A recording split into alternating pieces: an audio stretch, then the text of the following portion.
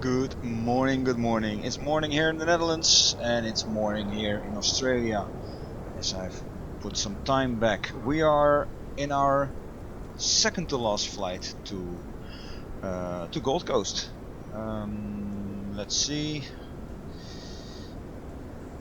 This is our flight for today.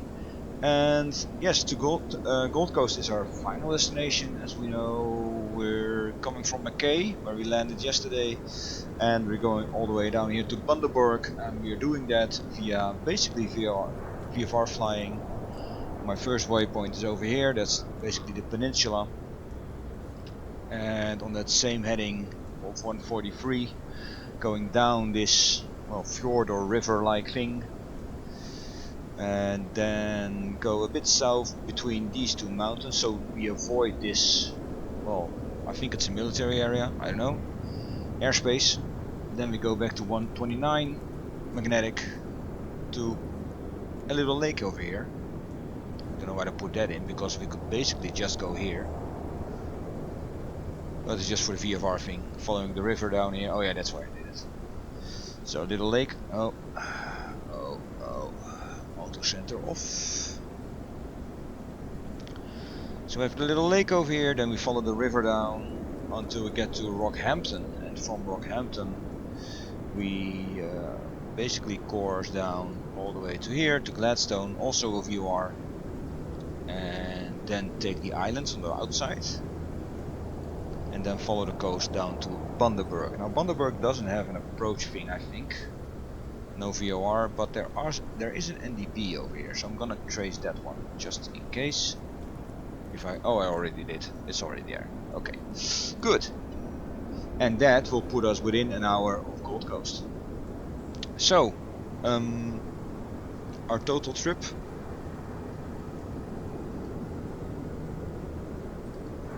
Let's see.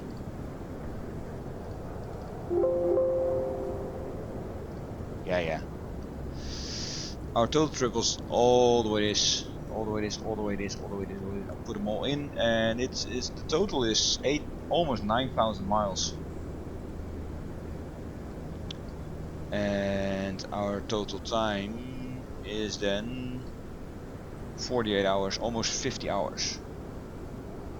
Give and take. So, nice, eh? Nice stuff. 50 hours, and that's a nice introductory setup for the Aerostar. So yeah, we've got some small mountainy stuff and not very much. So I'm gonna try to stay low. Overall safe altitude is 2,500 feet. So that's what we're gonna do. And our first VOR is 116.9er, and our NDB is 302. So I'm gonna put that in as well. But for now, yeah, let's do it in VFR. So, we are in the aircraft. I've already checked her inside and out, so we can close the door. I can quickly set up my PREP stuff.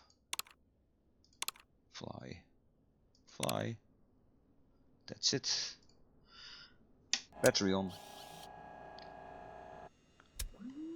Set up the fuel. It is warm, I guess, still. Yeah, well, yeah.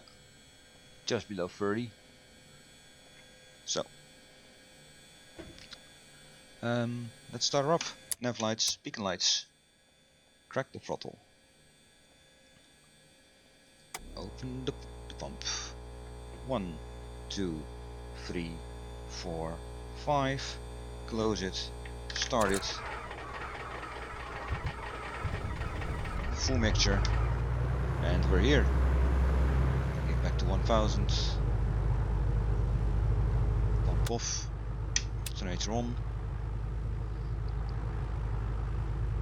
Pump on. Other engine. Crack it.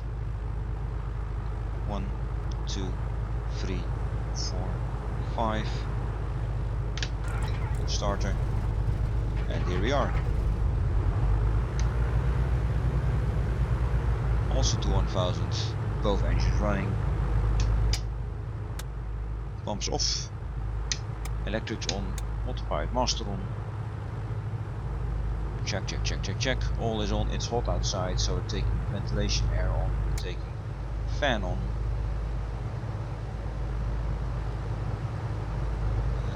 This is all good. Cabin fan on. Pitot heat I won't bother with. It's hot outside. And I don't need other lightings yet.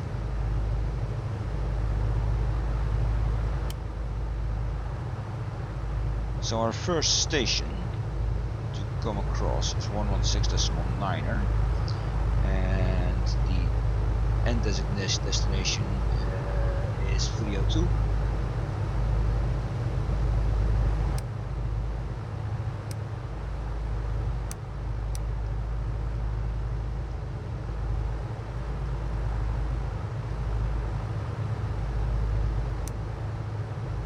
That puts that one in first. 1116.9er.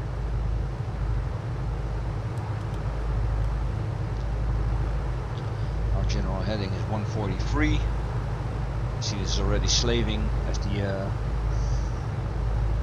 as we have suction. 143.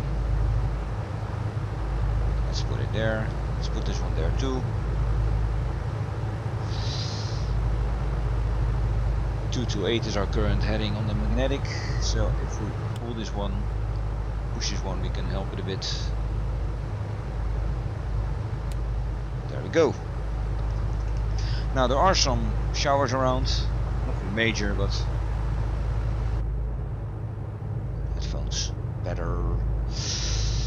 Nothing major, but still there are some stuff around. We do want to go VFR, of course, because then we have to see, can see stuff. Okay,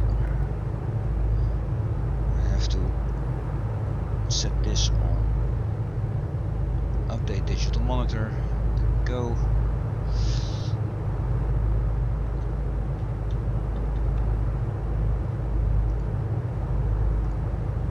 And there we go. Forgot to put my traffic on, so I'm gonna do that now. All the engines go into the green totally. Then we are set to go to Bundaberg. So maybe today and otherwise tomorrow I will finish this tour, and then I will basically kind of reset my aircraft. I will clean it, I will take the bugs off and see the difference, what 50 hours of dirt accumulation does. In my earlier flights I already said I'm not that impressed with the amount. Knowing other aircraft that have this functionality and show way more / way realistically than I think this is.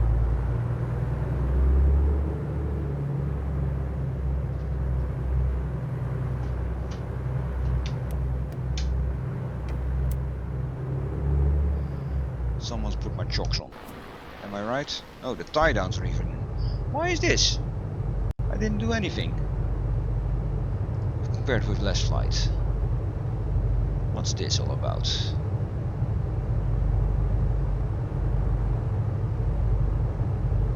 Foot chokes, tie downs, pitot cover, headphones on. Okay. Do I have anything else that's gonna bother me? Rather low now than in the air. Taxi lights. This is it. Right. Advanced. Anything I should know about? Yes, turbulence strength in the middle. Wear rate normal, fuel rate normal. Okay. Good. Here comes my traffic. Watch it. Silly people standing in front of wings with rotating sharp bits.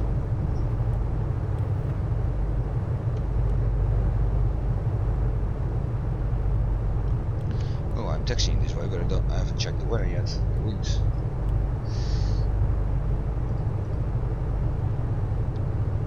Let's first go to the taxiway and see what happens. This one.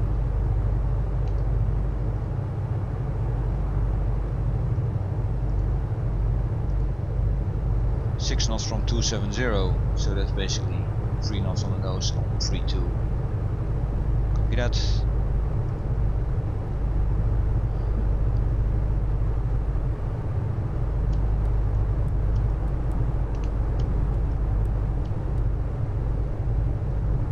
Steer this baby around.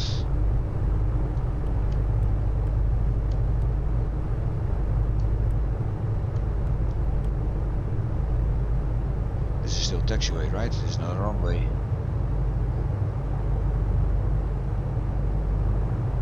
Where's 3-2? Where is that runway?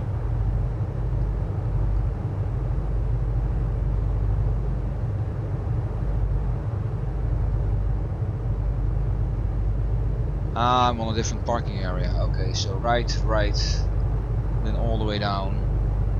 Yeah. Gotcha. Oh my god, what did I press?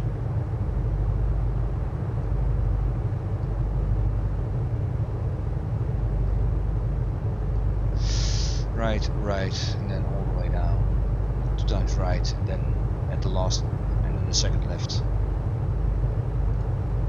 Copy.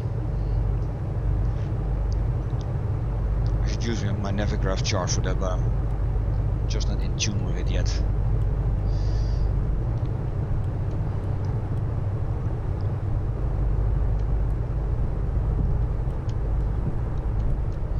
So I think I can.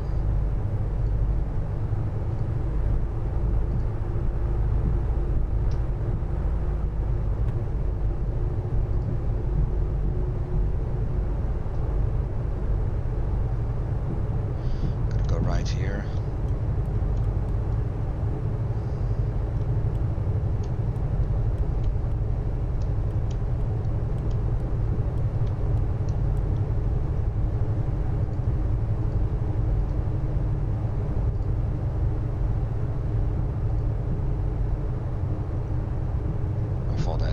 Charts in this.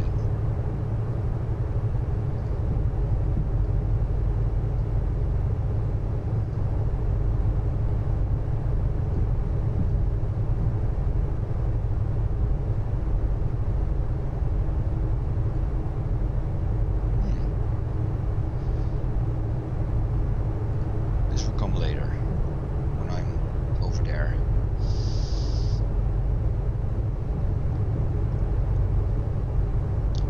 I thought I did.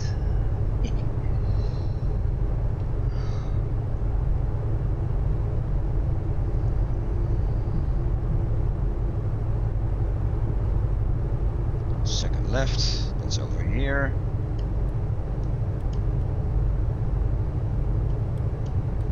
And then we'll go, we won't backtrack that, we'll make it fine.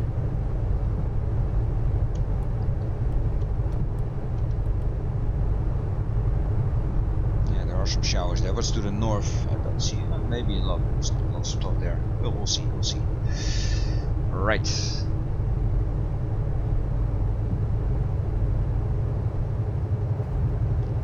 Parking brake set. Now let's see.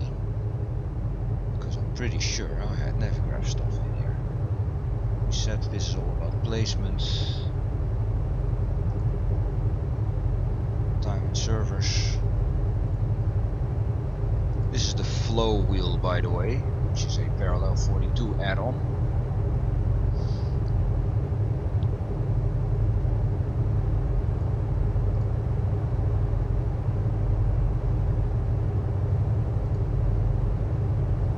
Cameras, controls. I'll just see them all. These are all doors. Electrical stuff. Engines, fuel.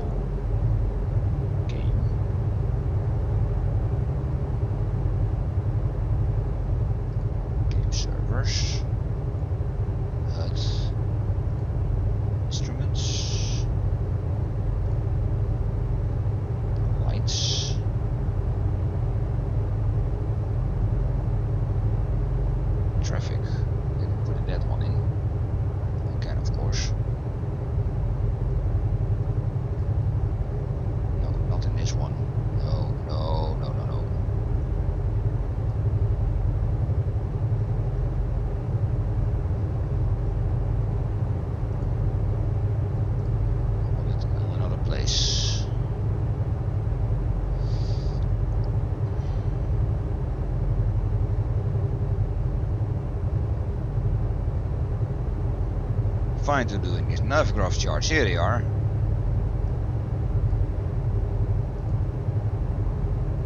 And here I want to put traffic. And I also put traffic navgraph charge over here. I have 2 places. Yeah, that's it. What can I do here? Oh, these are just settings.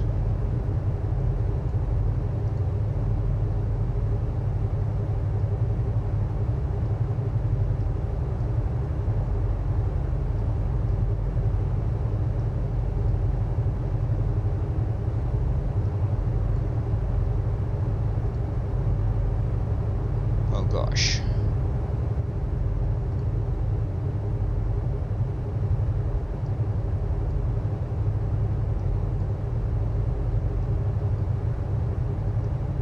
These are the FSLTL traffic settings. Okay.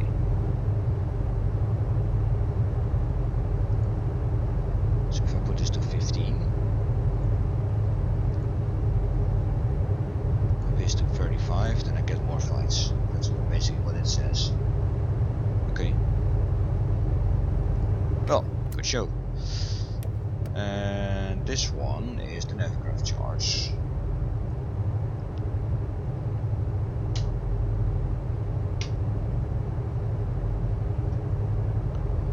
Takes a bit of time. Why is this in here?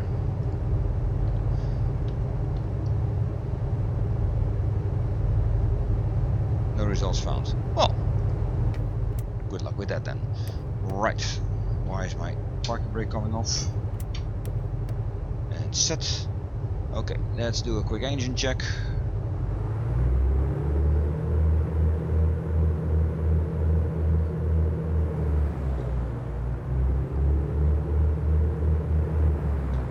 Drop some. Okay. Max. Right. Both. Left. Both. Everything okay.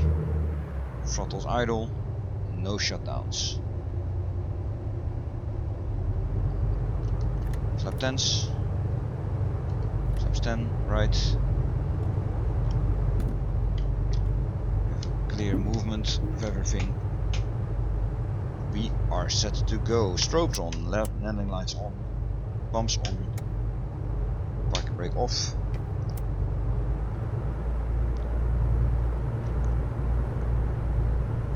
So I'll do a lot of manual flying, a lot of autopilot flying, depending on which phase of the flight we are.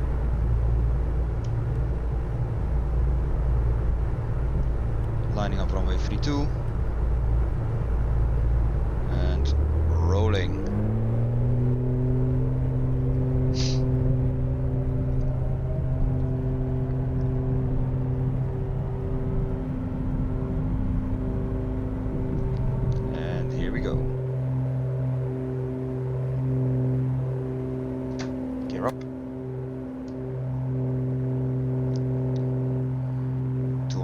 Flaps up, set the climb power, 24 manifold pressure, 2400 RPM. Yeah, there's rain over there, so we're not going there. Left turn out of traffic.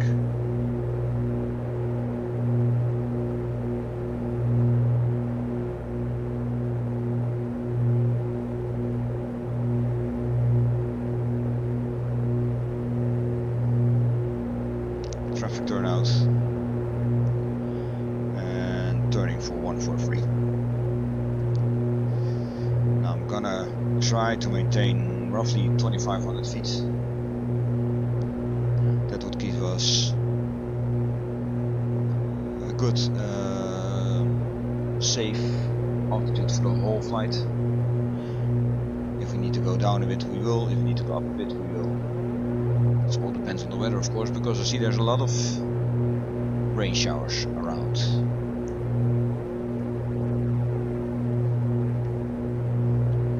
Maintain on the throttle. Taking 2000 feet for now. Pumps off. Externals off.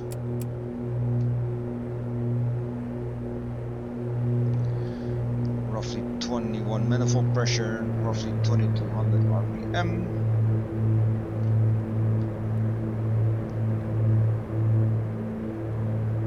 Take back the mixture.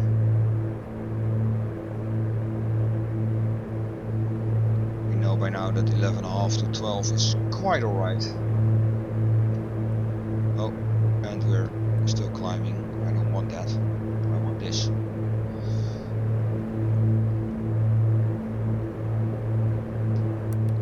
Let's set an autopilot on this. On heading altitude. And let it fan out for itself.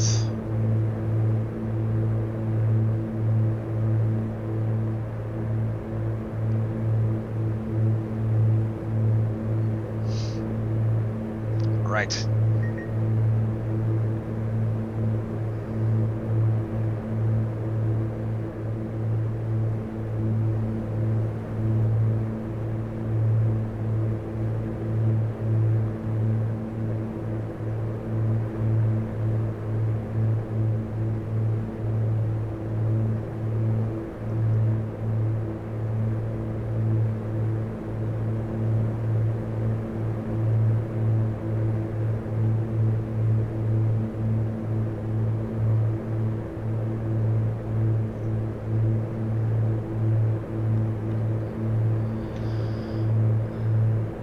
Right indeed.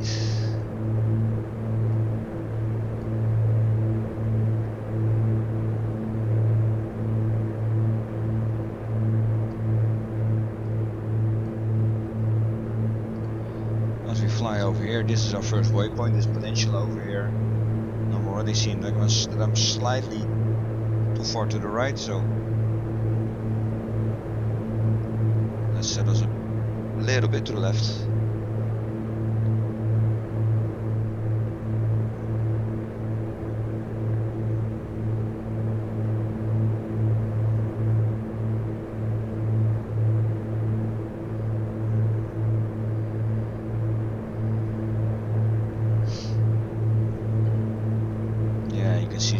Showers over here, just skirting one, that's a bigger one.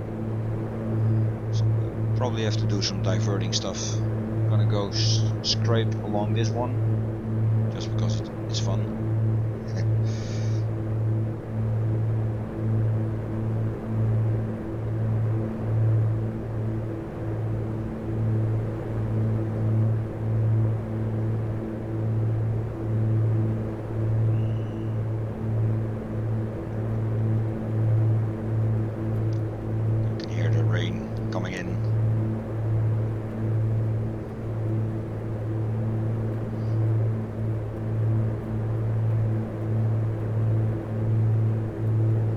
Belting the aircraft.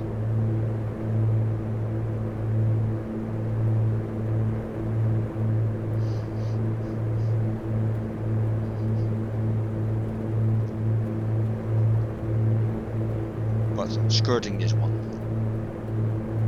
There's a lot of stuff around and the altitude seems to be okay. Maybe have to go a bit lower later on. Inside temperature till 26. Let's see if we can tone that down a bit, because the outside is 20.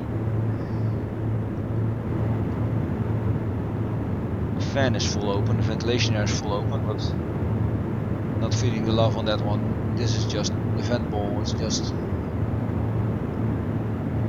the direction, not where to point, not how much is coming out of that. Oh, I didn't know that. Cabin lights on. Individual lighting switches. I did not know that.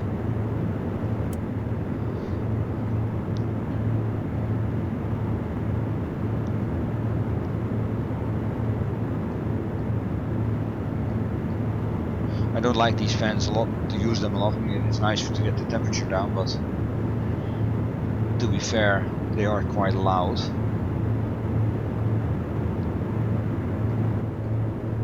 So once they've done their job, I'm fine with them being off again.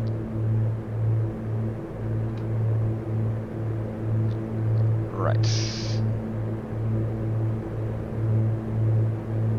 little drift because I'm expecting to go over it roughly around this bay, and I'm to the right of that, so it tells me something about the winds, especially around these showers.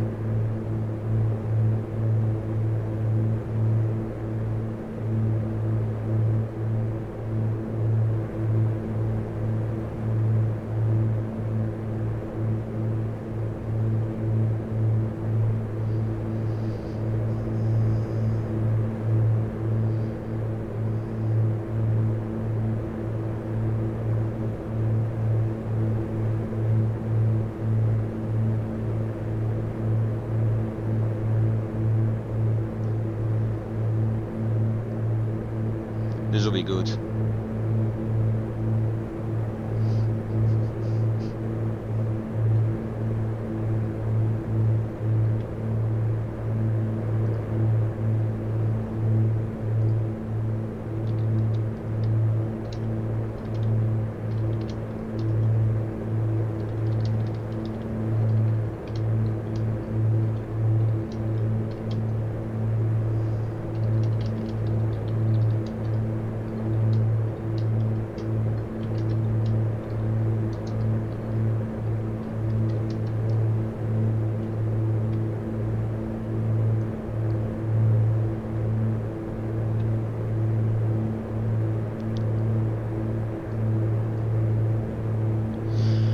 And then we basically, when we're over the peninsula, we basically follow the course and get it back again because it's a bit too much.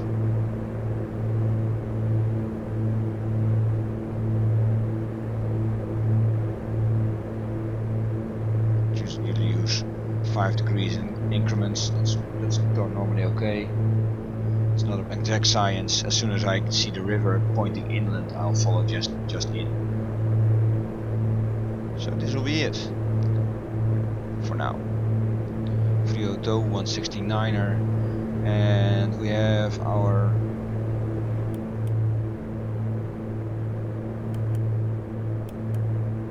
VR2 tuned. That's from where we're coming, but no, that can't be. It can be. We're not 80 miles away yet. Nope. Let's put our transponder on as well, just for good reckoning.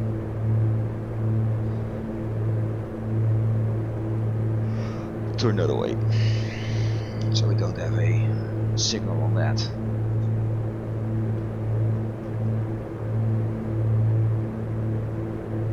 This is fun. So basically we've done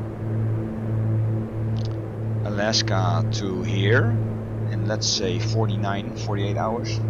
I'm guessing just 50 when we get to the end at Gold Coast. I'm guessing 50 hours. Those are my first 50 hours in an Aerostar, because, well, I didn't own it yet. Just did it.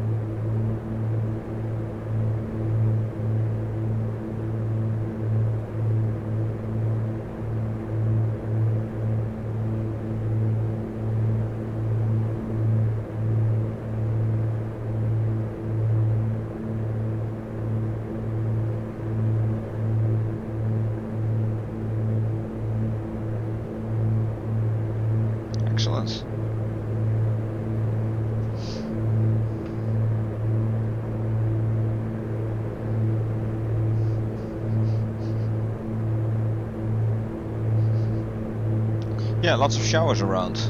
Small showers, but still. So I'm guessing we'll catch some. Not too worried about it in this aircraft. It's fast and sleek.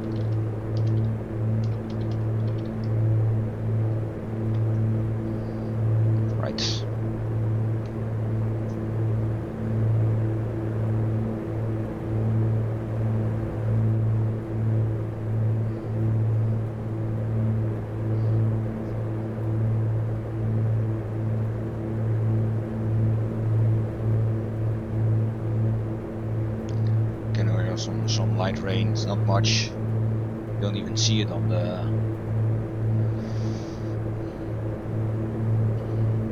windshield, and we're through it already.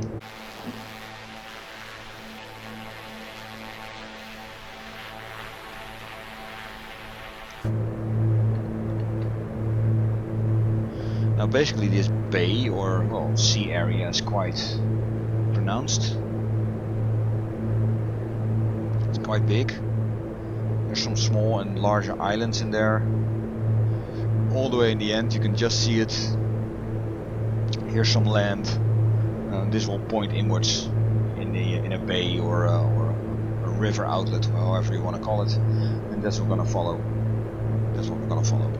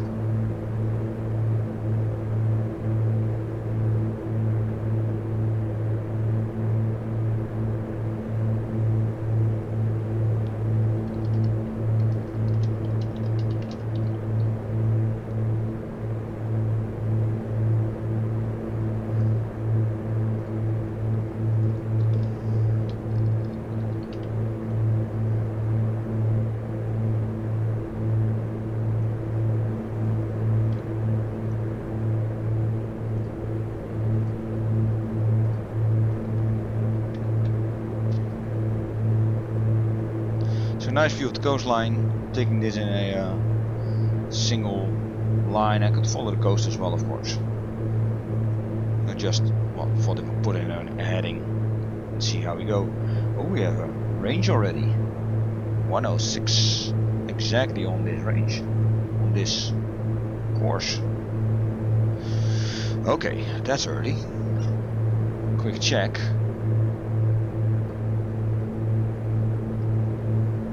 If I do this, and I will very much skirt this prohibited area. We'll see. I'm keeping heading for now.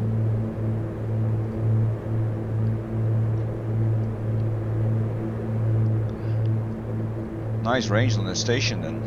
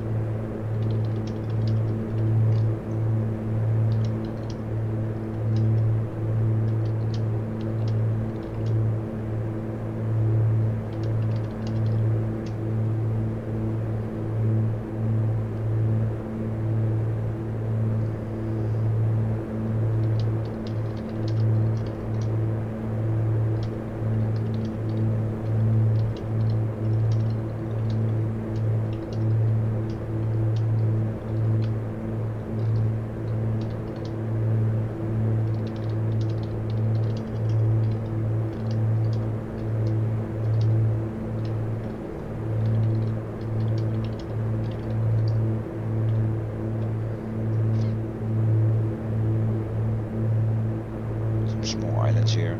I had those solders already, of course, on Google Map as a marker. Didn't make a waypoint marker of it, just a mental note that I will be passing them. And on the other side as well, some couple small ones. I know that I'm on my way.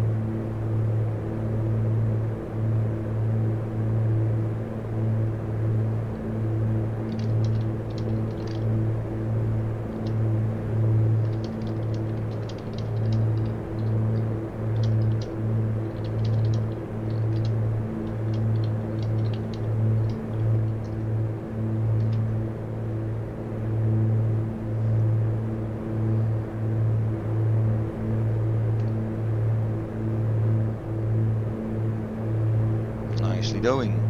So when I get to Gold Coast, I can sort on that already a bit. I'll probably change out the fine wire spark plugs. Yeah, I'll also probably change out the additive in the oil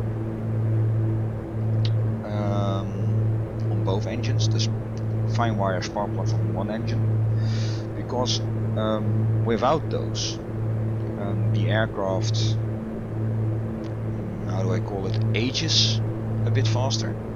Without the additive in the oil becomes worse, faster, worse. So it needs to change more. The massive spark plugs on one engine, you can already see it sometimes. You see it on my throttle handles.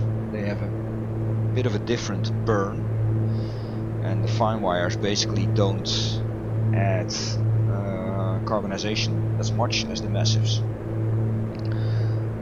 so they get a cleaner burn, and thus you get less issues. And I want some issues. I want some character in the plane. So I chose not to on this large trip, especially with large bits over water or freezing water even.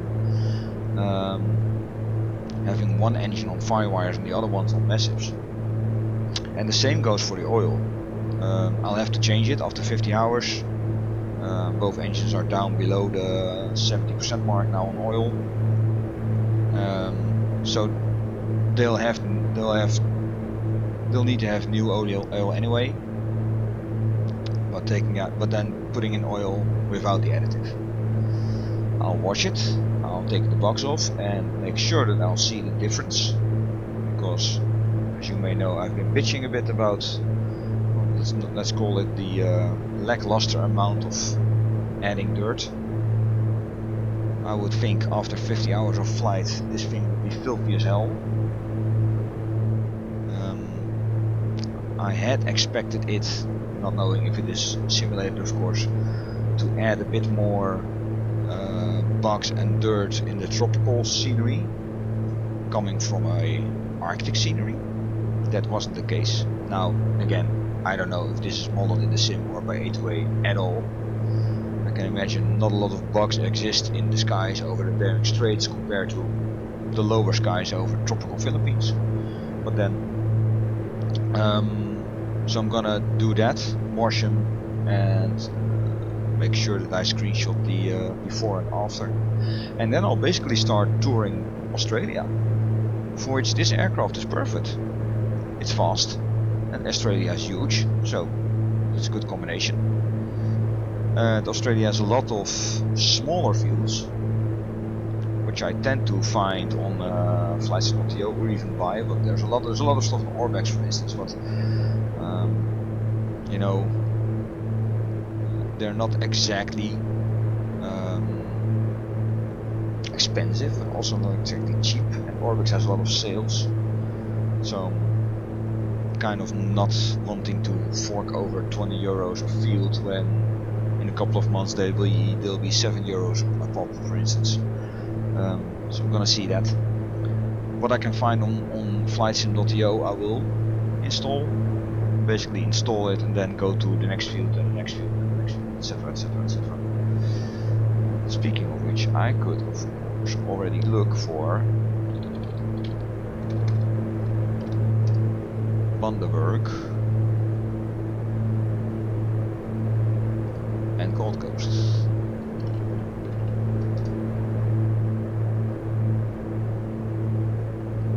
And there is some stuff here. This is 2020, this is 2024.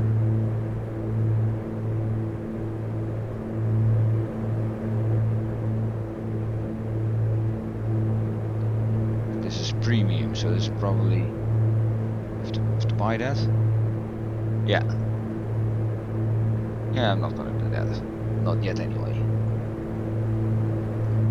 And this is 2020, so it should work. Can install that.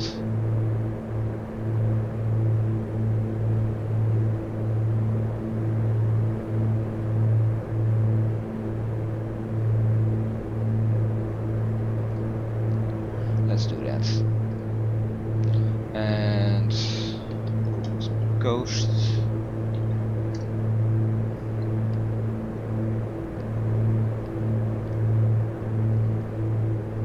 There's a lot of stuff here, but also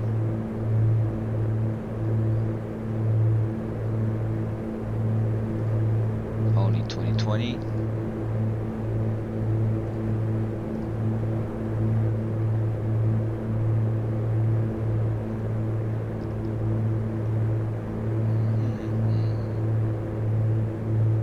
In the meantime, we can already see what I just talked about, this sea arm. This river outlet, this is basically our course, flying up that thing.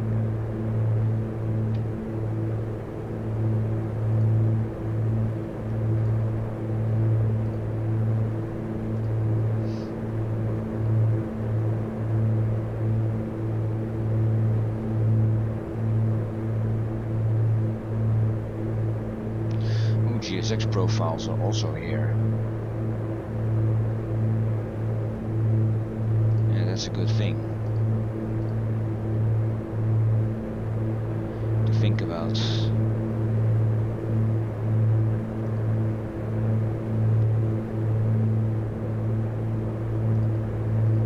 Back up.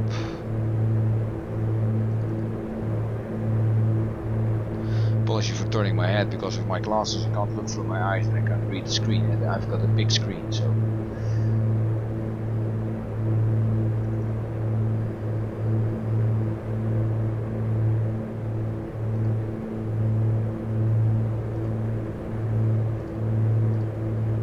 Without my glasses, I can do that.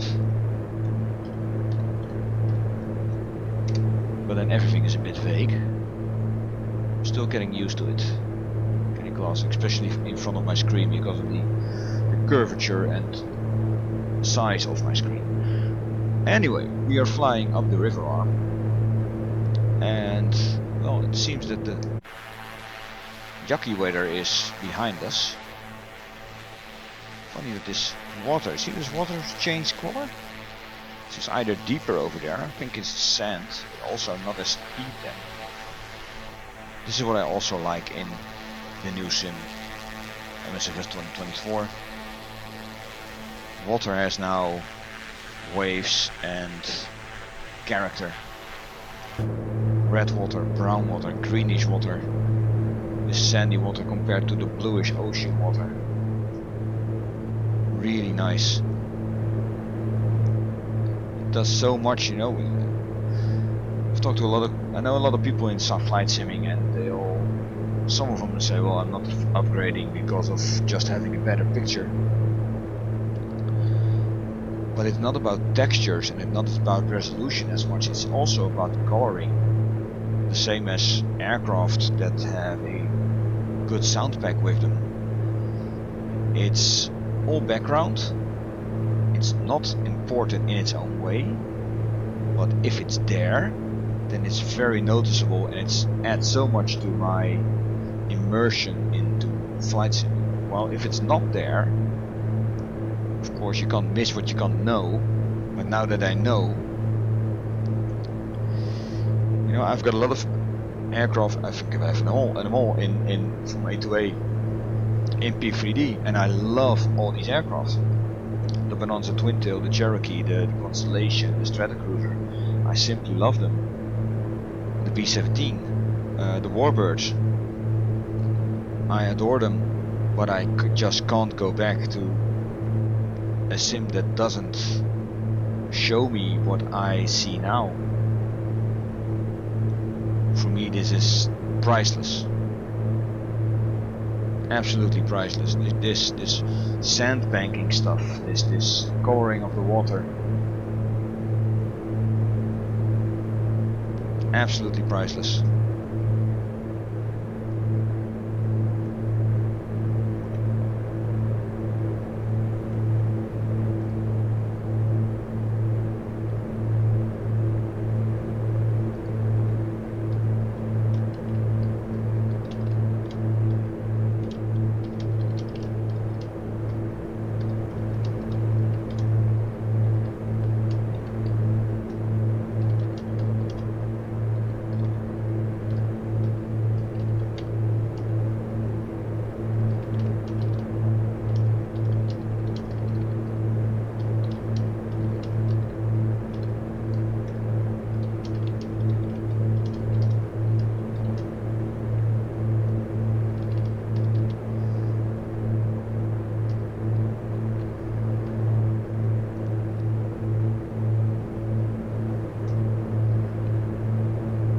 This is absolutely priceless. Very, very cool scenery.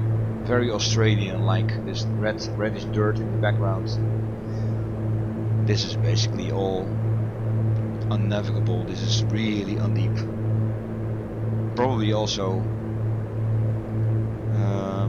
moving with the tides.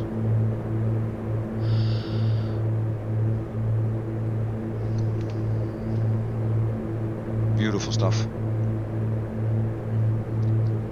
Now, navigation wise, at the end of this big outlet, we'll point a bit south because we have a couple of mountains there.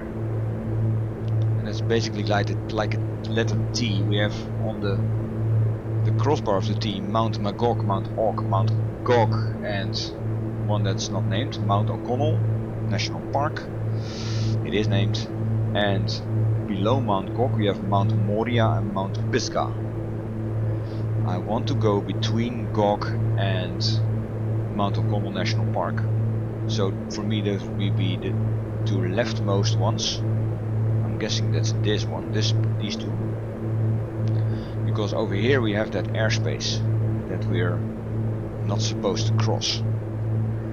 I could go on in a straight line, but if I do so then I will skirt the airspace. Normally, well, that's frowned upon and people get on the radio and ask what your intentions are. which is a nicer way of saying, what are you doing? That's no biggie, of course. So with that realism bit in mind, I'm gonna steer a bit to the right now, coming to the end of the river arm here, and I'll do just that just via the heading setting, steering it to 160 roughly, because I wanna be between these two ish. I could go over this one because it's low. Anyway, I'm creating distance here.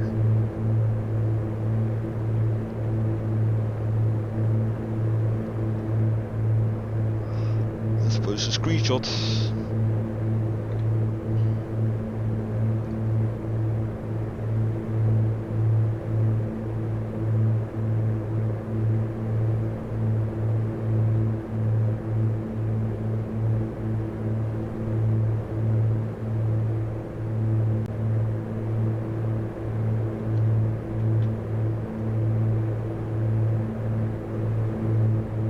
Very nice.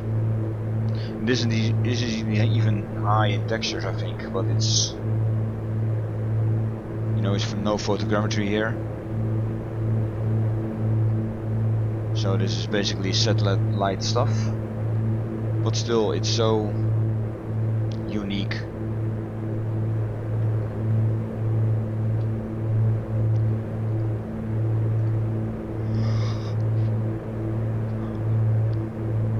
Right, here it is.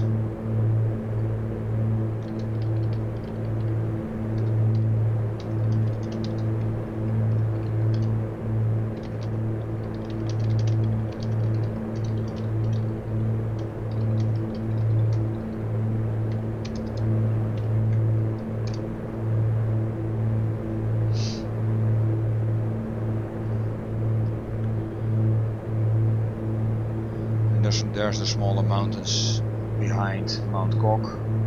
This is Mount O'Donnell, or Connell, or Donnell, whatever. So when we get past this, then I will go back to the VFR again, I think. Almost. Yeah, I could do that because I'm already in range. I could fly the visual point as well, trying to look for the little lake. But at this point, there's another real need to do that because I've got the VFR already. So I'm safe of the airspace. Putting the radial, the direct to radial on, and click my nav button. See, glasses.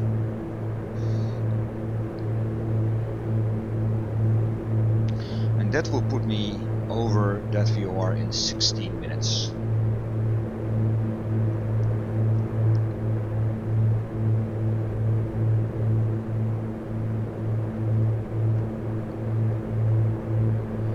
Mount O'Connell National Park.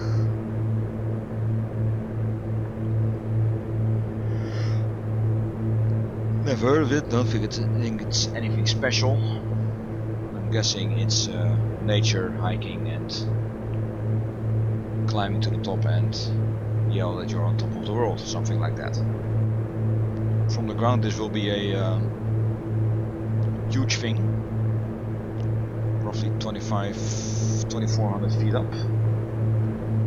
From up here at just 2600, 2700 feet, not that big a deal.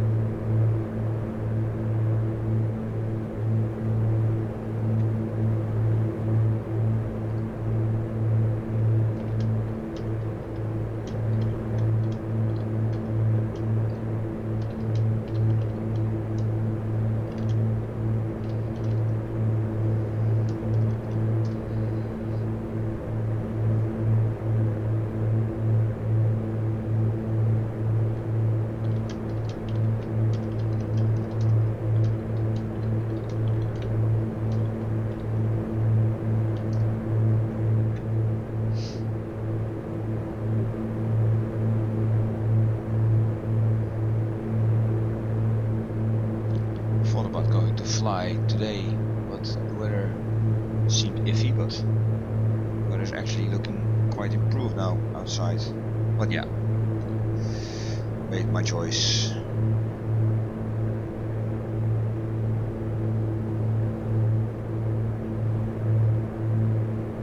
Not doing that.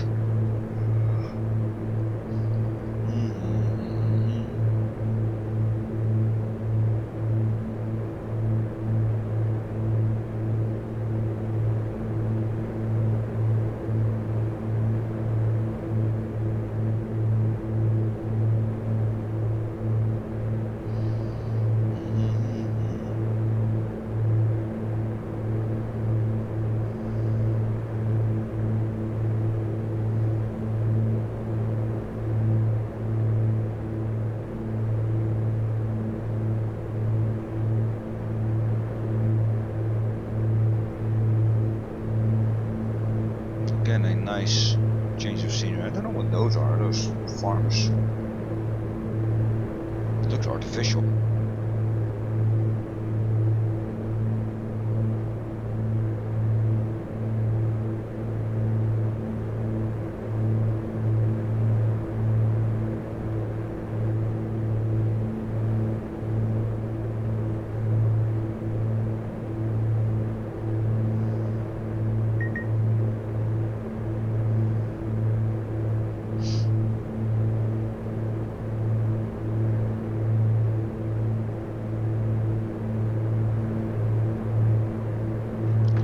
Yeah, and these hills are low enough to just cross over.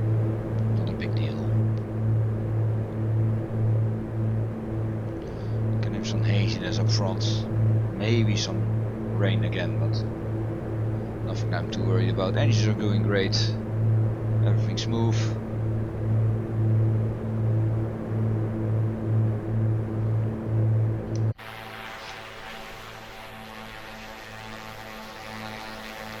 Leaving those hills / mountains and the river arm behind us and moving inland. Here we see our old friend, the A1 highway, by the way, which is also crossing inland now.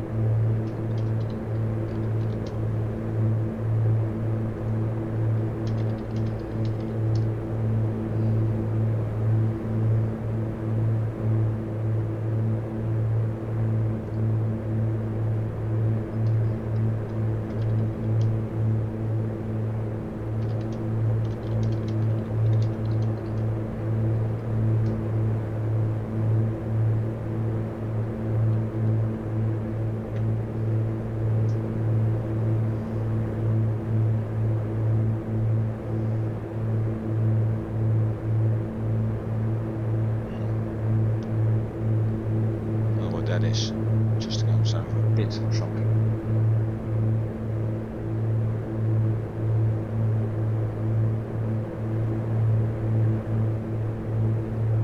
Yeah, really digging the Australian landscape. That's what I'm actually kind of looking forward to, because I regularly don't fly in Australia, so when I get to Gold Coast and I prep the aircraft for, well, basically touring it around, either circling Australia or going through the middle. I want to go to Aerostar, that's for sure. I want to go to Melbourne. I want to go to Mount Panorama, Bathurst. I want to view the track there. So some stuff that I want to see, that I want to do. I'm guessing the scenery will like the mix in advance. Because the biggest part of Australia that's habitable is of course on the coasts, and the inland is a barren waste. So yeah, looking forward to doing that.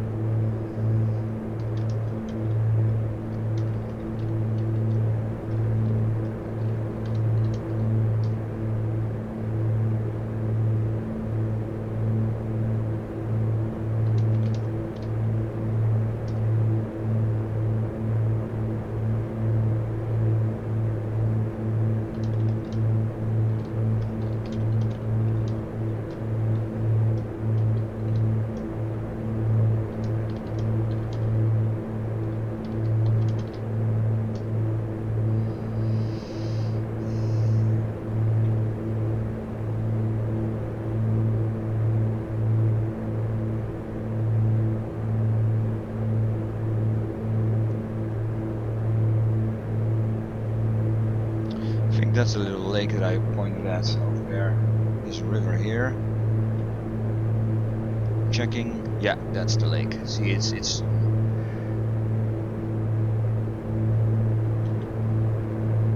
that's the one. There's a smaller one. That's a very undeep one, but this is very pronounced. We originally had that as a visual waypoint. You can see, you know, it's probably, what is it, 5-6 miles apart. It's not a big deal. With visibility like this and using water bodies for navigation, it's great. It's truly great. Now we have the river here, and we see it branching a bit, but here it heads basically in the direction of the city, the town of Rockhampton. And from Rockhampton we'll waylay our course to the next VFR, and which we can also already tune, which is 116.3. I'm gonna do that. Let's do that. Chances are we already have it. Yeah, we do.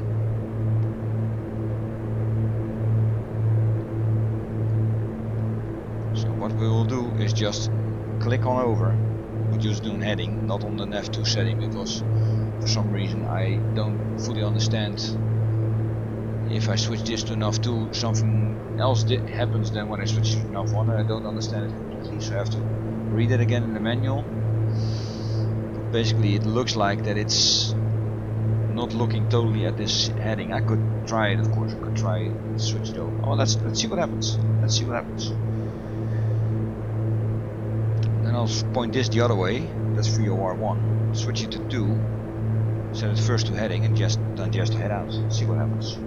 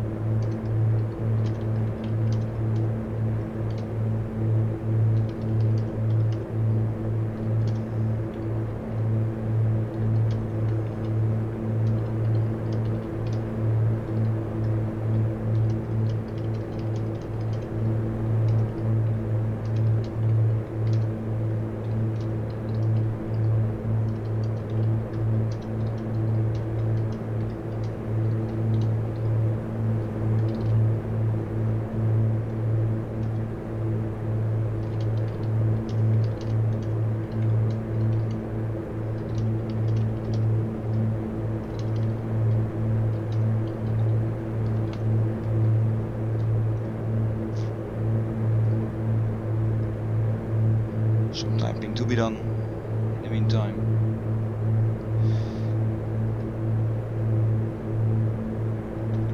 Now we're almost there. Rockhampton is the big place, and the airfield is on the edge of town. Rockhampton, the main town, nestled here between the mountain and the river. So the airport is ahead of us. When we're there, then we'll switch over.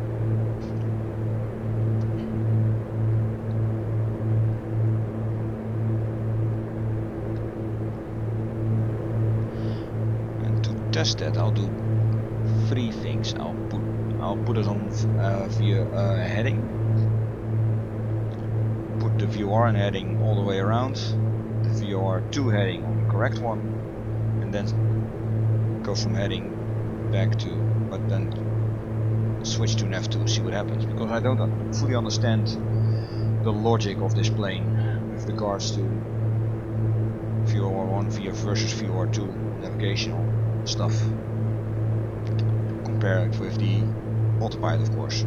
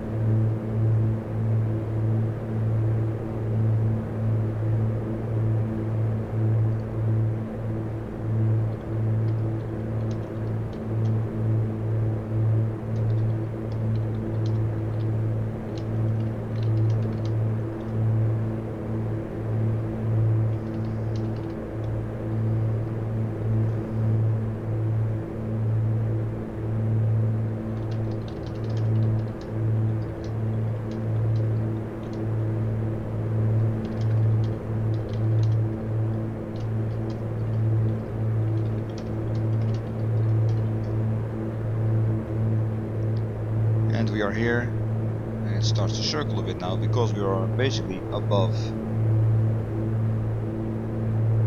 the VOR. So what I'm gonna do now, I'm gonna set this here. I'm gonna go heading, click. I'm gonna put this on the correct radial, which is, well, 114. I'm gonna put this over there, which is enough to.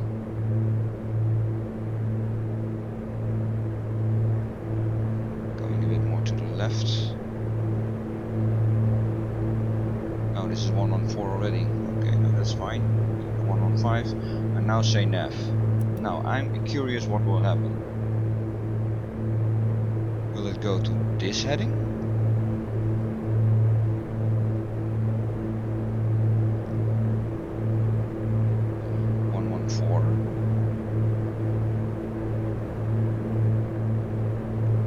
Or where will it go? You see, this is not, it's continuing on.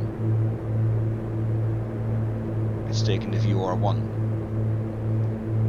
Weird, right? I don't understand fully how that, because I'm putting it to nav2, but it's steering on nav1.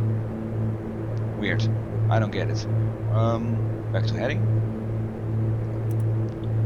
I'm putting the radio on 1163. That's nav1. Putting this to nav1. Pointing it directly at where I want to go. Set it to nav. And we're good again. And I'll take this one off. This station is a this is a VOR, not a VOR DME station. this on an off radial, because if I do this, this is the field where we're now coming from, Rockhampton. Now I can read that out, and I can also read the ground speed out. On VOR 1 we cannot do that because it's only directional. I can't read ground speed, can't read time to station, because that's all derived from the distance that you are from the station. And as we don't have a distance, and we don't have a distance per time unit, we can't gather a speed, and thus not a time to station. So keep it here. Nothing much I can do with that, but follow it.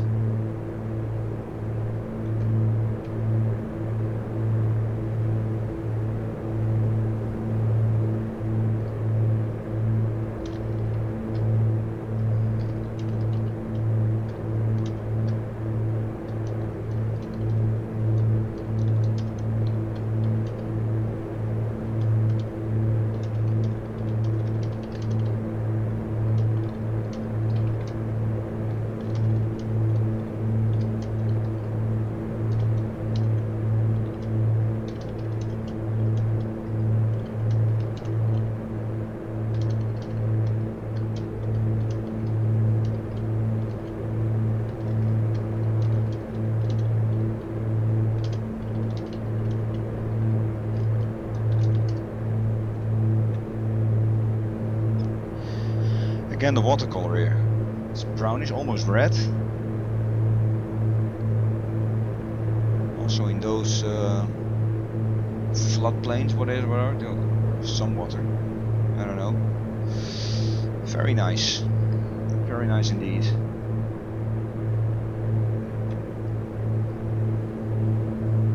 Anyway, we are over the halfway mark towards Bundaberg. So we're moving now to Gladstone, and from Gladstone we will be going on to the outer islands, and from there we follow the coast down towards Bundaberg. Bundaberg itself is an NDB station, nothing more, so only directional as well, so it will be all good.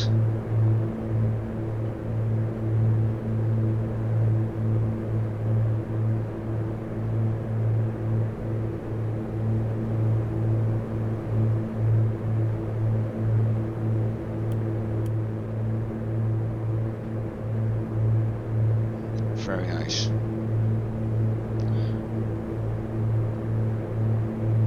I'm gonna do a slight pause and be right back.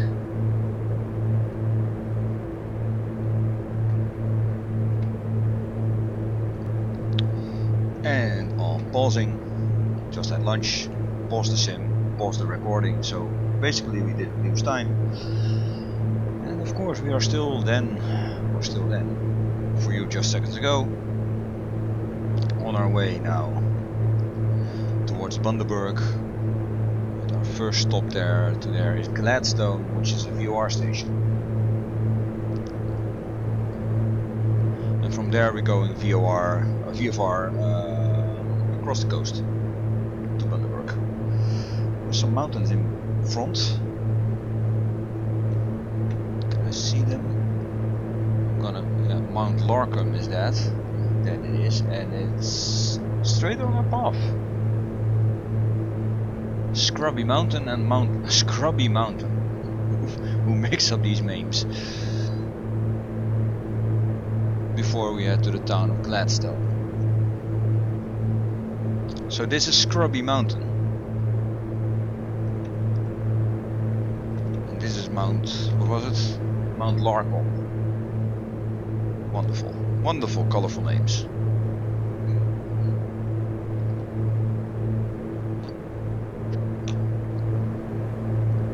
Right.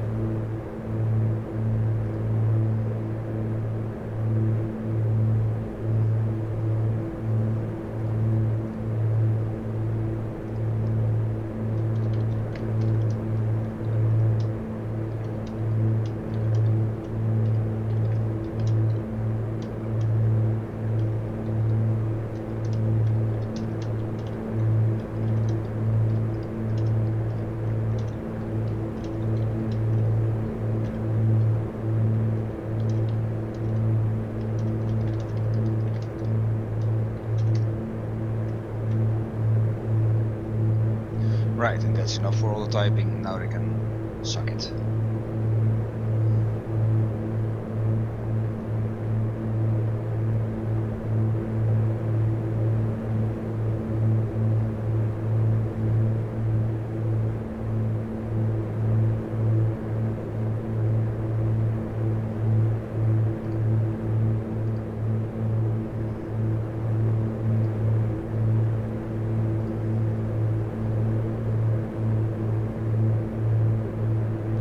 Good, everything's fine. Funny that the noise is, engine noise is a bit wobbly when I turn my head with the truck IR, but okay, that's all good. That's all good. So we're coming up on the weird mountains. I'm guessing this one over here is called Curly. Yeah, this one. This is Mount Larkham and this is Scrubby Mountain. And I don't care what the little map says, but this seems to be, well, just doable. So I'm gonna waylay my course a bit. Doing so via the autopilot.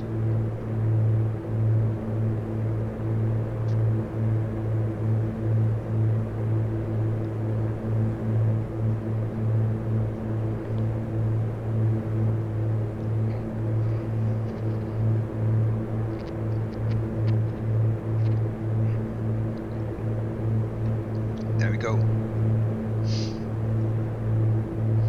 Don't need to scrape the trees off the Mount Larkham peak, so to speak.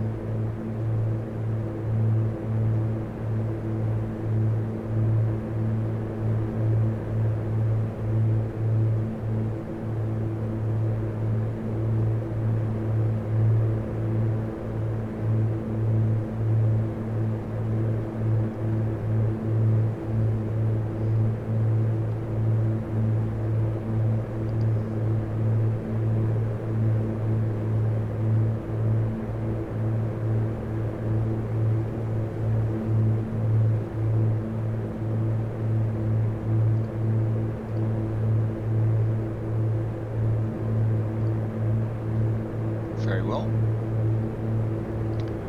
We're passing the mountain over now. Yeah, we would have made it, but only just.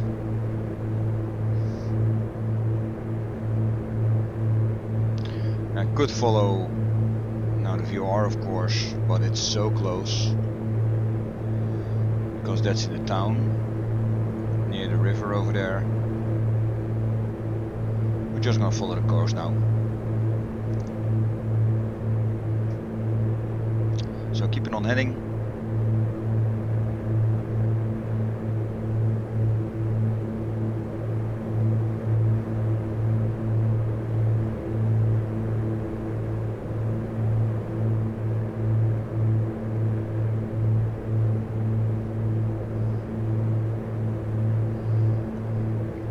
Passing the town of Gladstone, which is over there just behind the river. Basically just follow the coast to Bundaberg.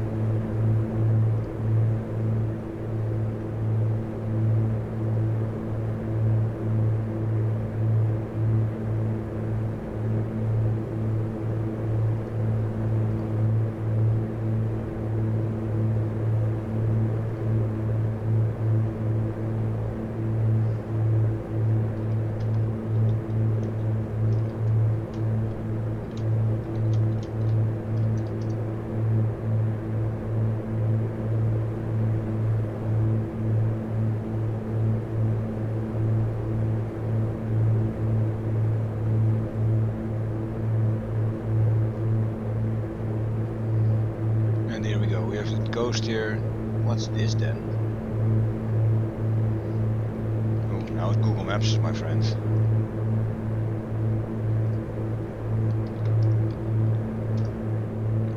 We're near Gladstone.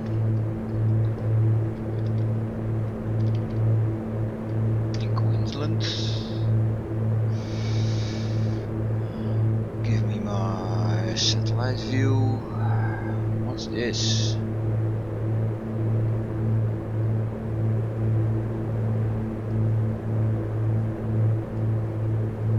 Looks like Queensland alumina residue plant.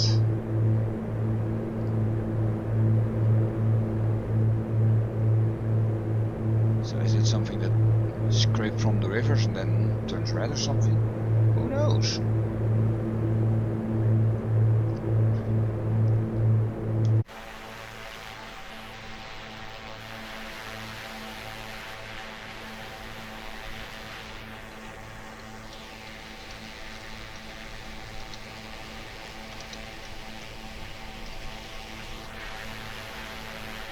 Who knows? The Queensland alumina residue plant.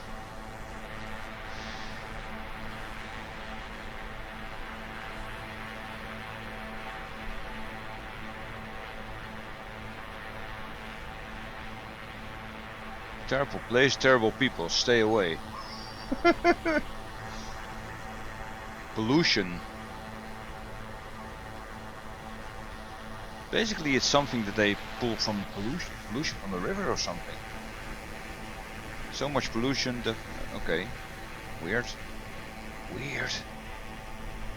No access unless on an official visit.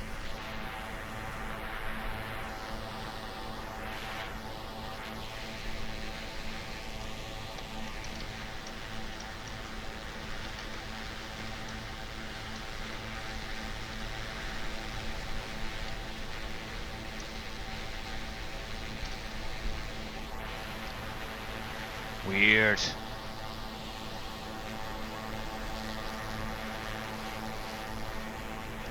Anyway, here back again. Nice coastal line here with these islands.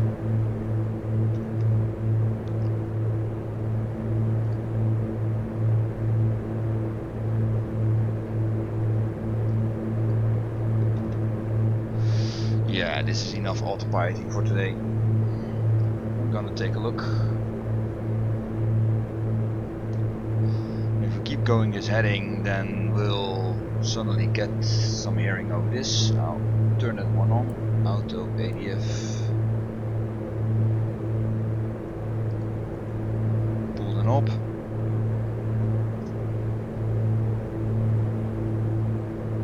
So we hear when you come into view with the range.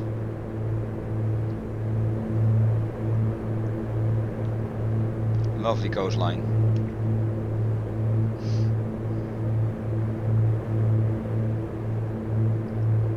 So we'll see what we can do in the Australia touring stuff. I'm guessing I will take roughly 1 hour flights. Don't think I will be recording or streaming all of them like I did from the old trip from down from Whitehorse. On, I guess, 1 or 2 occasions, apart from 1 or 2 occasions, I recorded or streamed them all.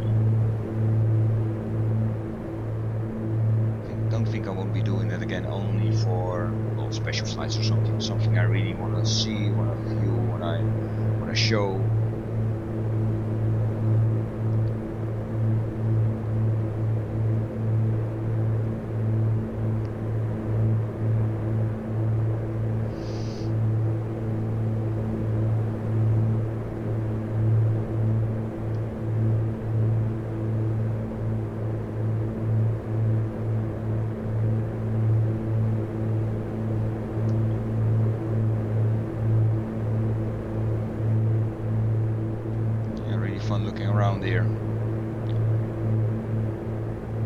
For sightseeing, this isn't the greatest aircraft, but it's nice that the engines are so far back, viewing out the side windows. Most twins, you will find that the engines are more or less next to the cockpit, meaning that your view down is impaired, view to the side is impaired a bit.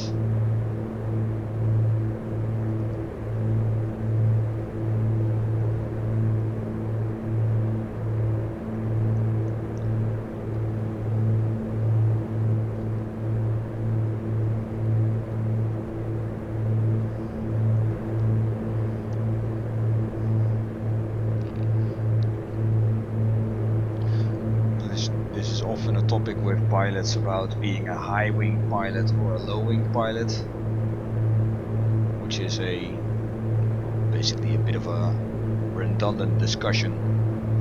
With the low winger staying, I've got more ground effect on landing, so I've got more cushioned landings and a better view outside on the air side of things, while high wing pilots will say, okay, I don't have the cushion effect, but I've got skills, so I can land it anyway, soft as a pillow.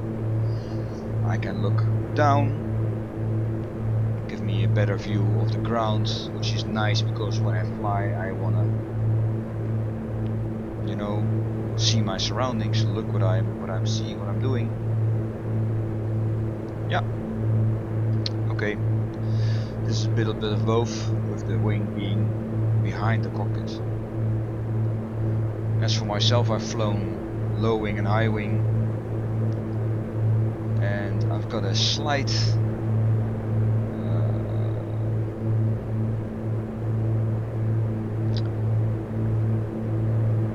slightly more how do I say it? Preference is the word. Preference for the there's the signal for the high wing. I'll tell you why, but first, this is our bearing, and we now here at this station. Turning it off.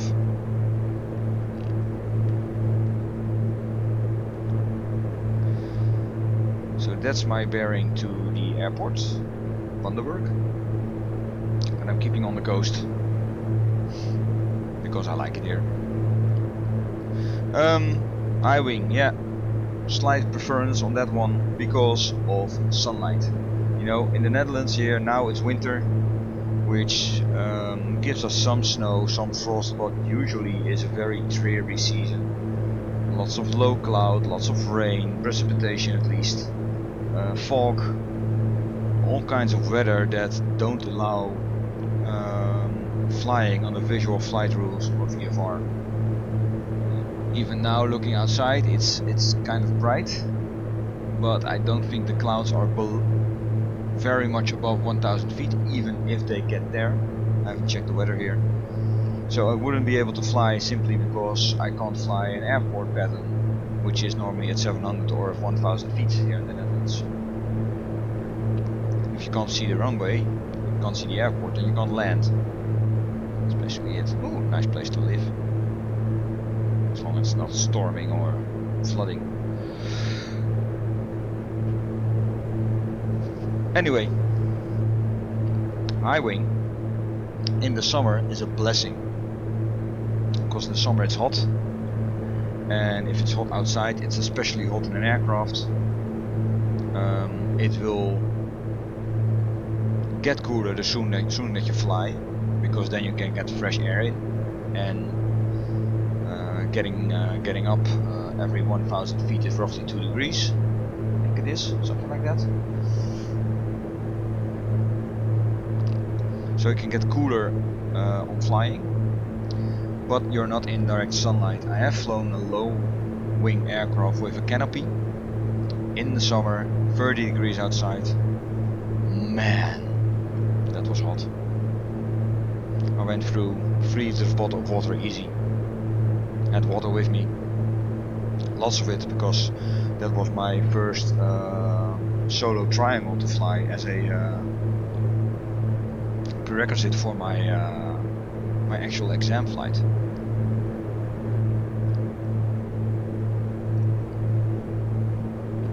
So I had lots of water with me, flying from Hilversum to Hogeveen, from Hogeveen to Teugen, and from Teugen to Hilversum back. It's a big triangle over the middle / north of the Netherlands. and it was the sunlight was terrifying. It was so hot, so incredibly hot. And it can still be very hot, of course, in any aircraft, small aircraft, but having a wing over your head that's will not only giving you shade, but also is painted white, so it reflects sunlight, and also has fuel in it, so it actually soaks up the warmth. That's really a difference when flying in summer. Really makes a difference.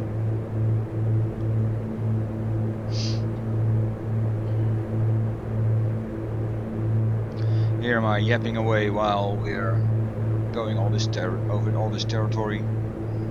The needle is beginning to swing a bit, meaning we are close to Bundaberg. Let's check that.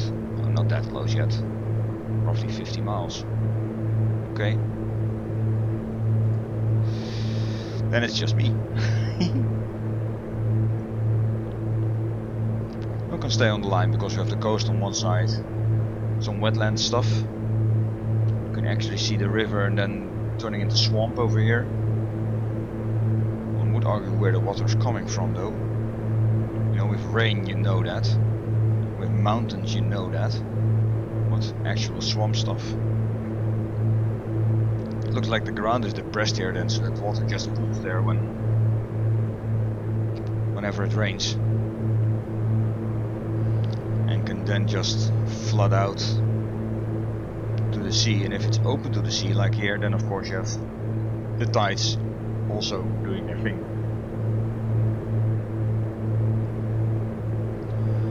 Must be amazing crocodile country then. I've seen this kind of land in Florida in the US, where it's well infested with gators, alligators.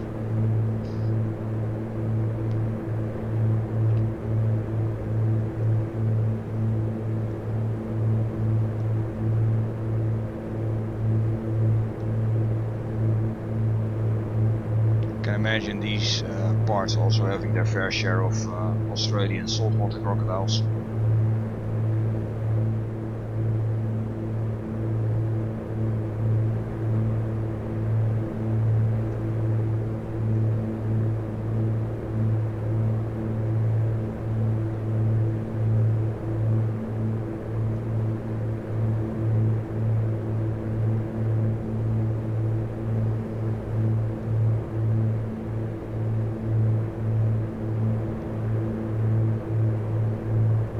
A lot of swamp and wetland here.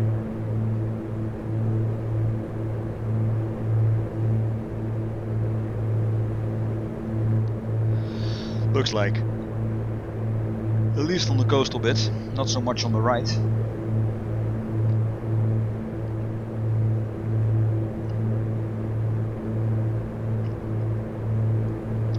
I haven't put a timer in, so I don't know exactly what the time is. We don't know exactly when we left it. We paused it, of course, so it's not 1:45 anymore here. Yes, it is. Then when did I pause? That's weird. I thought I paused. I also paused the time, but that's not correct.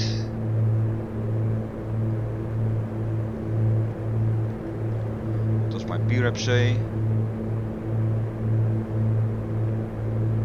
Nothing on time yet, anyway.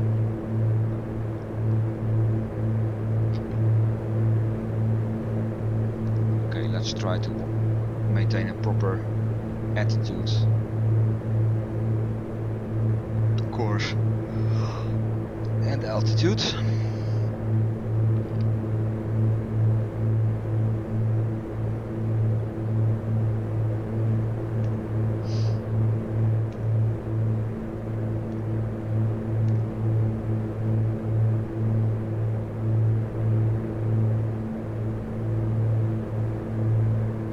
Yeah, so when I get to Gold Coast, I'll do some resetting on the aircraft. Oh no, I will do it on my first tour flight. Change out the oil, which took a beating, I guess, from all the way from Alaska, from Canada.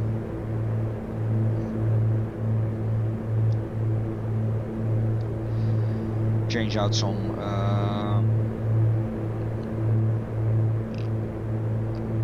spark plugs, move them to the massive ones, and take out the additive in the new oil, because that would give I'm guessing, my aircraft a bit more character in defying smooth flying. The thing is, of course, when you have the fine wire spark plugs, you won't have any carbonization, so engines running rough because of spark plug fouling. If you have the additive in the oil, then the oil aging and thus becoming less of a lubricant, and thus getting the engines more worn, getting more engine issues in the future. Getting that stuff out, it basically, in my view, dampens the AccuSim effects. We have a beautifully modeled spark plug and magneto functionality in AccuSim, but mounting the fine wire spark plugs basically makes them somewhat infallible. No carbonization, or almost none, meaning that the wear and tear and the effects of spark plug fouling are also not present. Basically, you take something out of AccuSim. That's how I look at it. I'm not sure if that's how it works exactly, but that's how I look at it.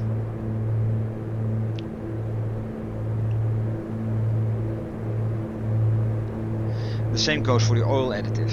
You know, if the oil ages and does stuff, I think both engines have that additive. If we're gonna look at that, we're gonna look at maintenance, we're gonna look at engine analyzer 1, electrical, engine analyzer 2, electrical is all good.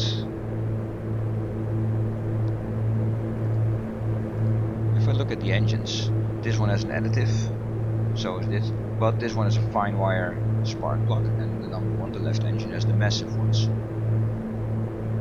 I'm not even sure about the oil things. I think this is basically just the way to go. We can do stuff with that because it's high summer here. This is a 100 grade all weather. This is 20 weather 50. This 25 weather 60. So for a hot climate, you could well choose this one as well. Just slightly thinner oil. But you can see that the right engine is still at 70% oil, while the left engine is at 63. So there's a lot of difference between the amount of oil used on both engines from Whitehorse.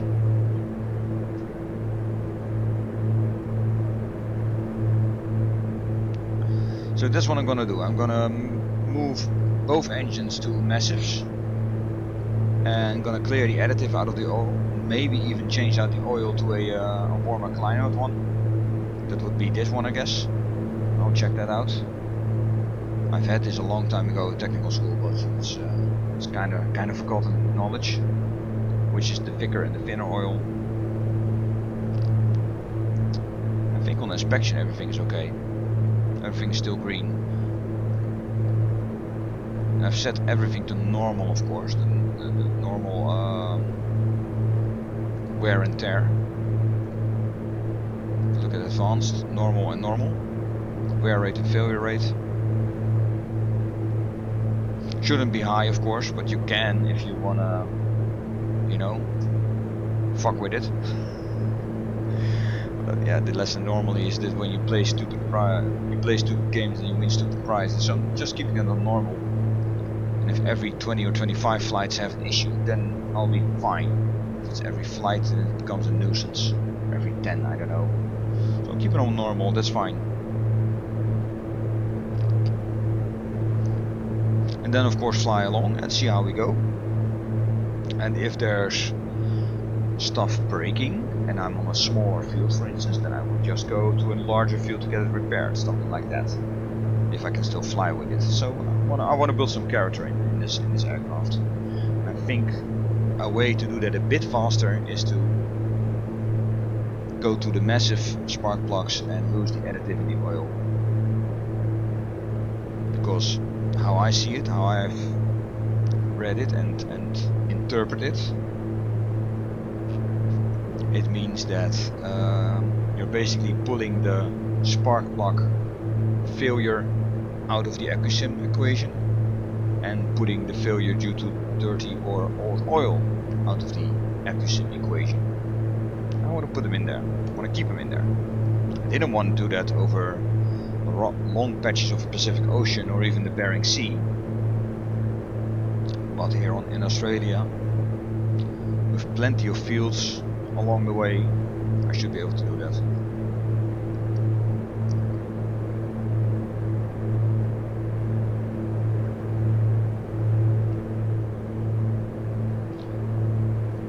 Now, where are we? Because we don't have a range estimate. I know Bundaberg is also situated next to a river. So basically every river is game. This river does not have a town next to it. So this is not it.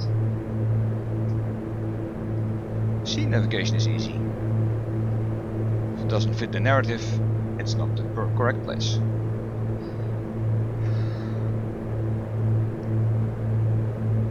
Bundaberg is quite a large town, I think.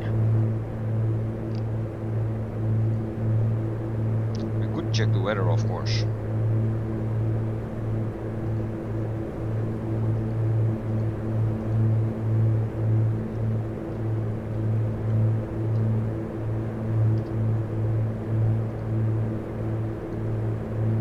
"50 knots from the east." That's quite the wind. Visibility 5.5. Why is it always 5.5? Because the visibility says here is 10,000 meters. Oh, that's 5.5 miles. Of course, miles versus meters. Yeah, copy that. And the best runway is then the runway 07, which has a 15 knot headwind component. Next one would be the runway 14, but that will have a correct headwind component, but 14 knots on the side. It's a bit much. Many aircraft do not carry a crosswind component well on landing. Crosswind component 14. The aircraft that I fly or flew are all around the 10 to 12 knot mark. Meaning that's the crosswind that they've been safely tested on. But that says something about the aircraft, not about personal skills. For myself, I can honestly say as a pilot in real life, 10 is my limit.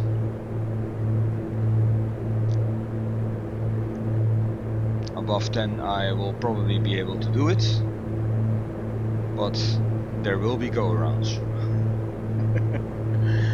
Out of safety precautions. Anyway, runway 7, which is, if I remember correctly, a grass runway. Grass strip.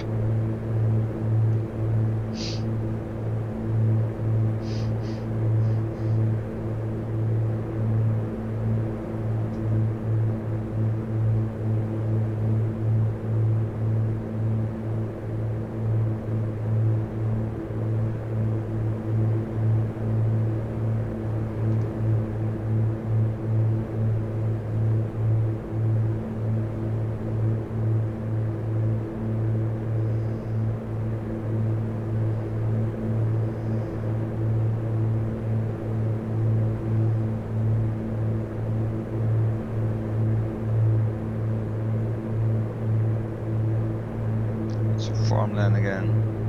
Okay. It looks like an artificial lake for irrigation, but who knows? I think they've got several here. This looks more natural, but still.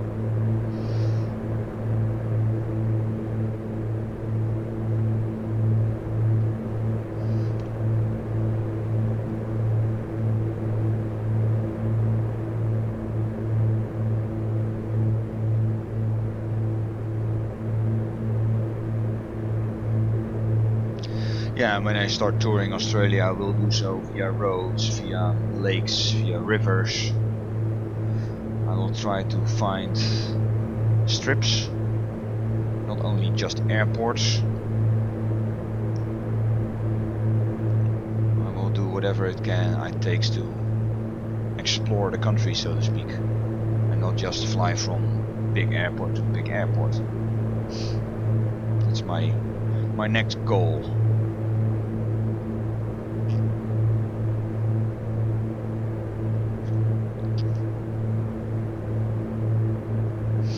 I'll put it on the Discord as well, the A2A Discord, where I've got my own thread under the February lobby for the AccuSim challenge. Don't like putting it just in the February one. I like to make a story on my own and do that in a thread. So you can follow it there, you can follow screenshots, you can follow stories. I'm gonna play more stories in it, because now I'm just recording or streaming, so the story is there. If I do that less, and I think we're here by the way, then I'll just write stories. I think this is Bundaberg. This is a built-up area next to a river, and I think this is an airport. It looks like, at least. Yeah, very much looks like. So for this I'm gonna go down a bit. I'm gonna descend, so throttles to 15.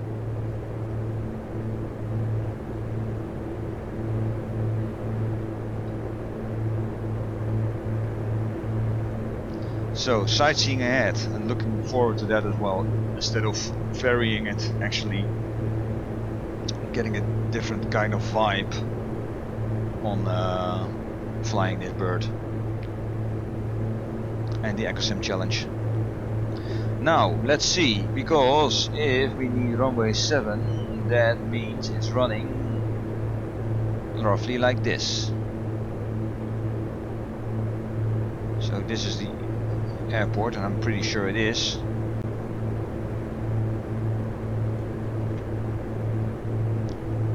Then I'm guessing this is the grass runway, but we'll see.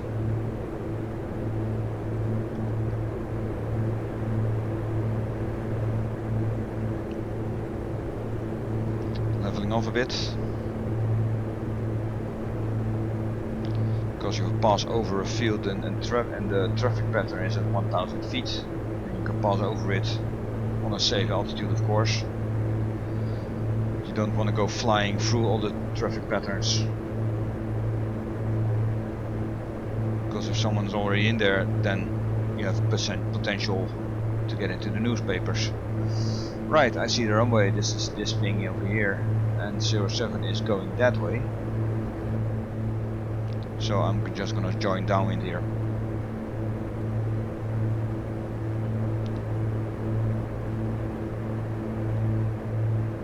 And as I'm turning on the pumps, adding full mixture. Taxi and landing lights.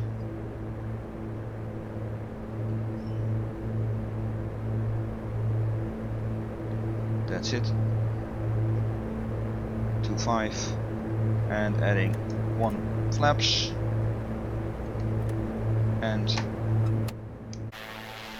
dropping gear.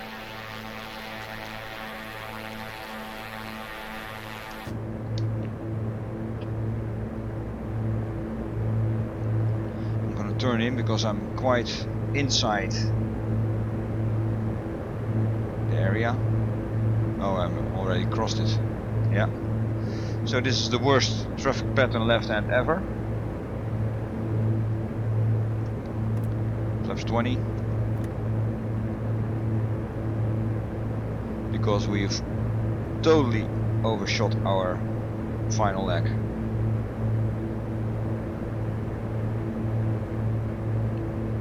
We'll fix that.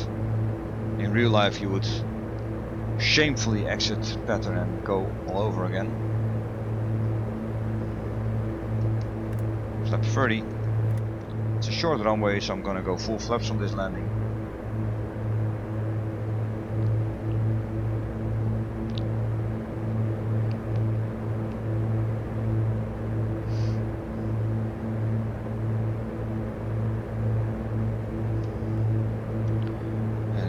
elevator trim, so I don't have to pull all the time. And here we are, full flaps. Mind the speed, keeping around 100. Because when I want to flare, I still want to flare instead of stall with a nose down attitude. That normally hurts for an aircraft, nose wheel landings. And here we are, over the threshold. Oh, there's a cross on it. Yet flight sim gives me this aircraft, this airport, this runway as recommended.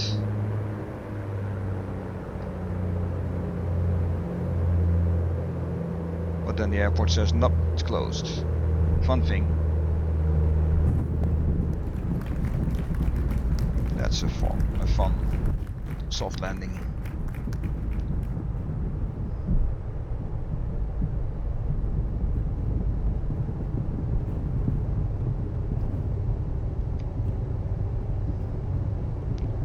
Right, runway vacated. This looks like a bad dip, so let's go back to this bit here. First, I'm gonna say that we are not longer in the air via the transponder. Flaps go up, landing lights and strobe go off, pumps go off.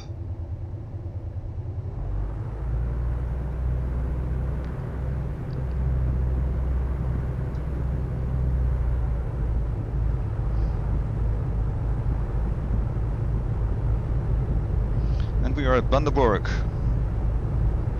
So we'll park up, plan the final leg to Gold Coast. And I'll probably fly that later today. Probably stream it as well, because it's somewhat of a festive occasion, let's say.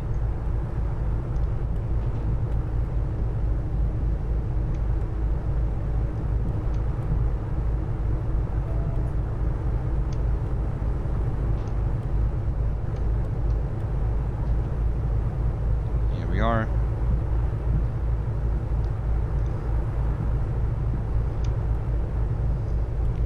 Now I have no clue where to park. So I'll just follow the line up here. Badly. Very badly. Steering this aircraft on the ground, still somewhat of an issue. Some nice 208s over here.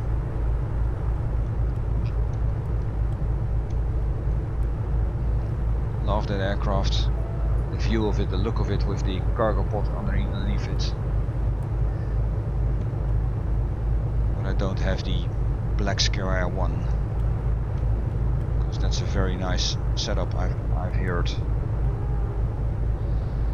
I'm gonna park here to the left.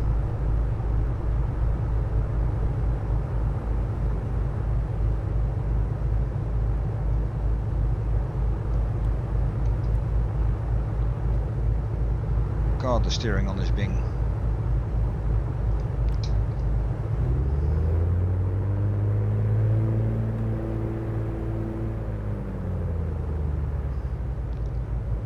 Looks like an NDB marker, by the way. Anyway, throttle idle, parking brake set, turn off all electrics, so autopilot major off, master avionics off, taxi lights off, cabin fan off,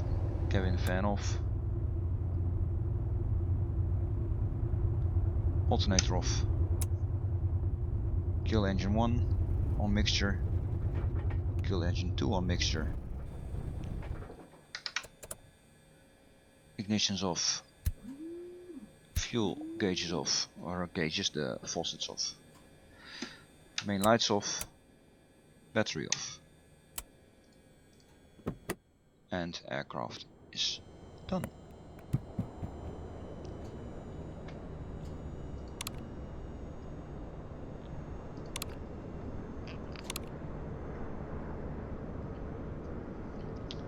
Cool.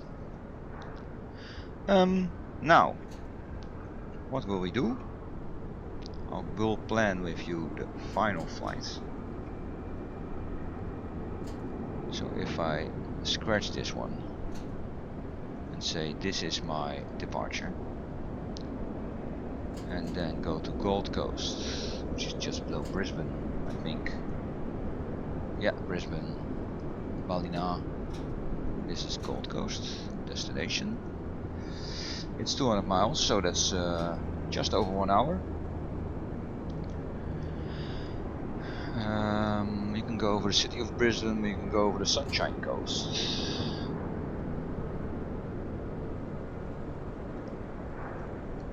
Yeah, let's do this. Let's go to Hervey Bay. Then follow this river. This is a bit of... Yeah, let's do that. So our starting point is the river outlet here. Then we have this cape here. No, we'll have this cape here. Put 2 out. Because then we're gonna fly down here. Over these islands.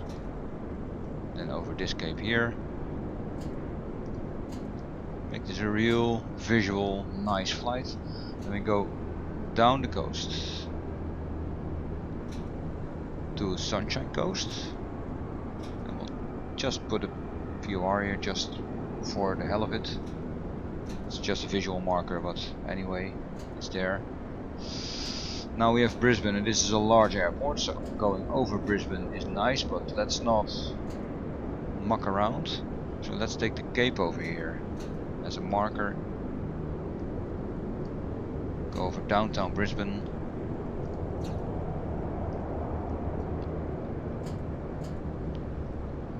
Then head towards Heckfield. This is airspace.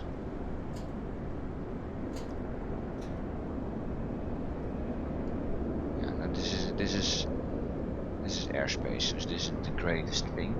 Could go on to Spring Mountain. There's a mountain here. Let's do that. Then we keep clear of this airspace. And then from that mountain we go. There's also airspace here. What's all this airspace stuff here? To the river stuff here. Doesn't really matter if it's here or here, but yeah, let's make this point. And then we head down the coast into Gold Coast. That's not straight, so that adds 10 minutes of flight. So 1 hour 20 minutes roughly until we're at our final destination. And for good measure, I'll just also add this VFR.